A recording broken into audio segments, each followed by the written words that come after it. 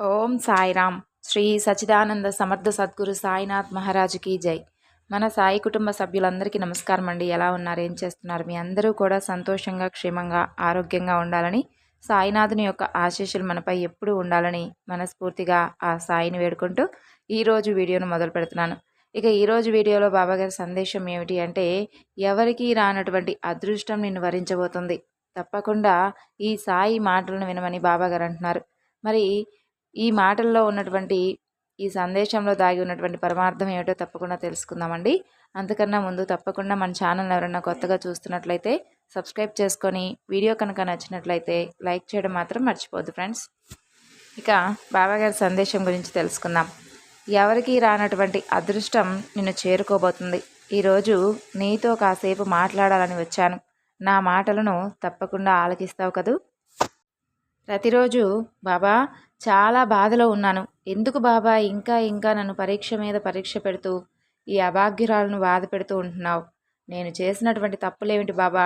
నాకు ఊహ తెలిసినప్పటి నుండి నిన్నే నమ్మి సర్వం నువ్వే అని భారం అంతా నీపైనే కదా వేస్తున్నాను. అందరూ నన్ను దురదృష్టవంతురాలివి అంటూ హేళన చేస్తున్నారు. ఆ మాటలు నేను భరించలేకపోతున్నాను. నీకు కూడా తెలుసు కదా, ఎన్నో రోజుల నుండి నేను అనుకుంటున్నటువంటి ఒక పని కావడం లేదు. ఏదో నాకు తెలియనటువంటి జన్మలో నేను ఏదైనా నాకు తెలిసి కానీ తెలియక కానీ తప్పు చేసి ఉంటే క్షమించు బాబా. ఒకవేళ తప్పు చేసి ఉంటే ఆ తప్పును మీరే ఎలా అయినా సరిదిద్దండి. అంతేకాని కర్మఫలం అని చెబుతూ నాకు ఇంకా ఇంకా ప్రతిరోజు నరకాన్ని మాత్రం పరిచయం చేయకండి. నిజమే బాబా, కర్మఫలాన్ని అనుభవించక తప్పదు అని అంటారు. కానీ అందుకు నాకు మీరు ధైర్యాన్ని, శక్తిని అయినా ఇవ్వాలి కదా. నేను ఏ పని మొదలు పెట్టాలనుకుంటున్నా అందులో ప్రతి చోట అపజయమే ఎదురవుతుంది. ఇలా 1-2 సార్లు కాదు బాబా, ప్రతిసారి ఇలాగే జరుగుతూ వస్తుంది. అసలు నేను అనుకుంటున్నటువంటి లక్ష్యాన్ని నేను చేరుకుంటానా? నాలో ఉన్న ఆత్మవిశ్వాసం కూడా రోజు రోజుకు సన్నగిల్లిపోతుంది. ఎందుకంటే నా మీద నాకే నమ్మకం కోల్పోయేటటువంటి పరిస్థితులు ఏర్పడుతున్నాయి. బాబా, నిజంగా నువ్వు నా బాధను చూస్తూ ఉన్నావు కదా. నేను అనుభవిస్తూ ఉన్నటువంటి ఈ నరకప్రాయమైన జీవితం నీకు కనిపించడం లేదా? అసలు నేనంటూ ఒక భక్తుని ఉన్నాననే విషయం నీకు కొంచెమైనా గుర్తుందా? లేకపోతే అన్నీ తెలిసి కూడా చూస్తూ ఉంటున్నావా? కర్మ ఫలితం అని చెప్పి నన్ను చూస్తూ నవ్వుకుంటున్నావు కదూ. ఏంటి బాబా, నాకు అసలు ఏంటి బాబా ఈ బాధలు? కనీసం నా గురించి నేను సొంతంగా నిర్ణయాలు తీసుకునే అవకాశం కూడా లేదా? పోనీ ఏదైనా ఒక పని చేస్తే ఎంత కష్టపడుతున్నా అందులో గుర్తింపు లేదు. అన్యాయంగా మోసాలు చేస్తూ, ఒకరి సొమ్మును వారి సొమ్ముగా భావిస్తూ, వారి కష్టాన్ని వీరి కష్టంగా చెప్పుకుంటూ, అలా సమాజంలో మంచి గుర్తింపులు పొందేవారు మాత్రం చక్కగా సంతోషంగా ఉంటున్నారు. వారినే నువ్వు వారి వెన్నంటే ఉండి కాపాడుతూ ఉంటున్నావు.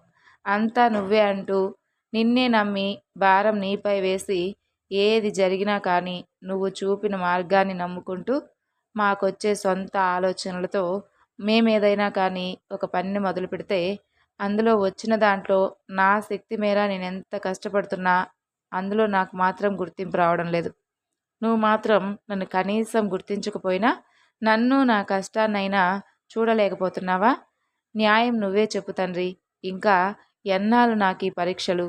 నాకు నాతో పాటు ఉంటున్నవారు చక్కగా ఎదుగుతున్నారు, సంతోషంగా ఉంటున్నారు, వారి కుటుంబంతో ఆనందంగా గడుపుతున్నారు అని ద్వేష కానీ ఈర్ష్య కానీ లేదు తండ్రి. అందరూ బాగుండాలి, వారిలో నేను ఉండాలి అనేది ఎప్పుడు నేను నీ దగ్గర కోరుకునేది అదే కదా.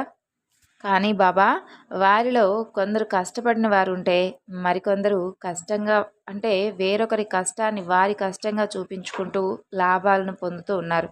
మరి నువ్వు కూడా అలాంటి వారికే తోడుగా ఉంటున్నావు కదా. నా బాధను నువ్వు అర్థం చేసుకో బాబా. ప్రతిరోజు నిన్ను ఇదే కదా నేను ప్రశ్నిస్తున్నాను. నీ సమస్యను నువ్వు నాకు విన్నవించుకున్నావు కదా. ఇప్పుడు ఈ బాబా సమాధానం విను. చూసేందుకు ఎప్పుడు చెడు గెలిచినట్లుగా కనిపిస్తుంది అని నీకెన్నోసార్లు చెప్పాను. అది కేవలం తాత్కాలికం మాత్రమే. కానీ ఎప్పటికైనా నీతి నిజాయితీగా ఉంటూ కష్టాన్ని నమ్మిన వారికి తప్పకుండా విజయం వరిస్తుంది. కానీ అది మాత్రం తాత్కాలికంగా ఉండదు, శాశ్వతంగా నిలిచిపోయేలా ఉంటుంది. మరి అలాంటి శాశ్వతమైనటువంటి విజయాన్ని పొందాలి అంటే నువ్వు కాస్త సమయం అంటూ ఈ బాబాకు ఇవ్వాలి కదా. అలాగే నువ్వు కూడా వేచి చూడవలసిందే.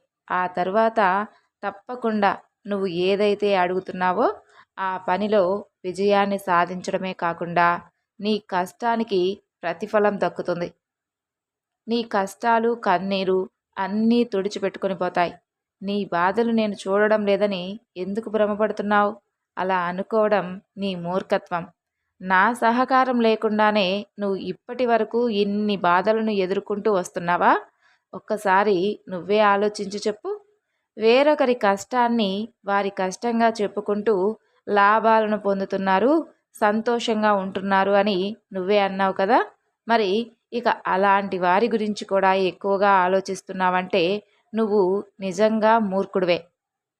ముందు నువ్వు వాటన్నిటి గురించి ఆలోచించడం మానేయి.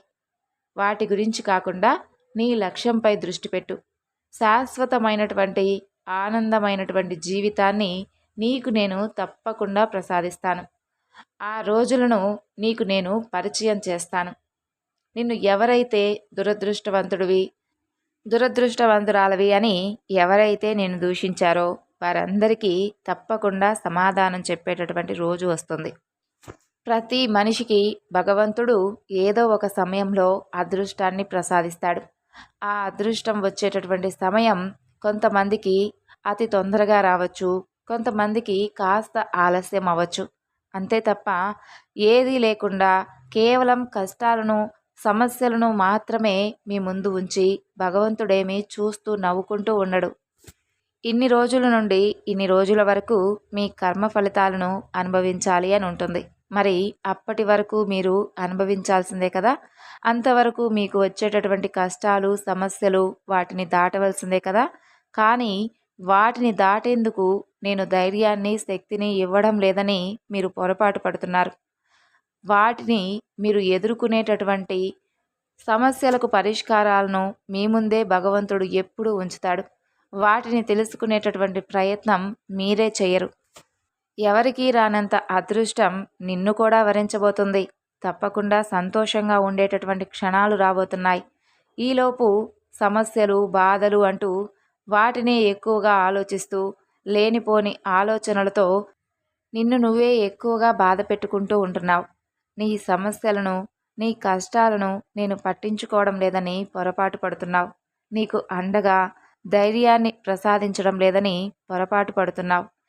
ఈ సమస్త విశ్వంలో ప్రతి జీవి కదలికను నేను గమనిస్తూనే ఉంటాను. మరి మీకొచ్చేటటువంటి కష్టాలను ఈ బాబా ఎందుకు పరిష్కరించడు అని అనుకుంటున్నారు? మీ సమస్యను నా సమస్యగా భావిస్తాను. ఈ సాయి మాటలను విని నీ మనసును ప్రశాంతంగా ఉంచుకో. త్వరలోనే నీకు కూడా అదృష్టదేవత వరించబోతుంది. సంతోషంగా గడిపేందుకు సిద్ధంగా ఉండు. సో విన్నారు కదండి ఈరోజు బాబాగారి సందేశం. ఈ సందేశం మీ అందరికీ నచ్చింది అనుకుంటున్నాను. నచ్చితే తప్పకుండా మరికొంతమందికి షేర్ చేయండి. మరొక చక్కని బాబాగారి సందేశంతో మరలా కలుసుకుందాం. అంతవరకు నమస్కారం. ఓం సాయిరామ్. సర్వేజన సుఖినో భవంతు.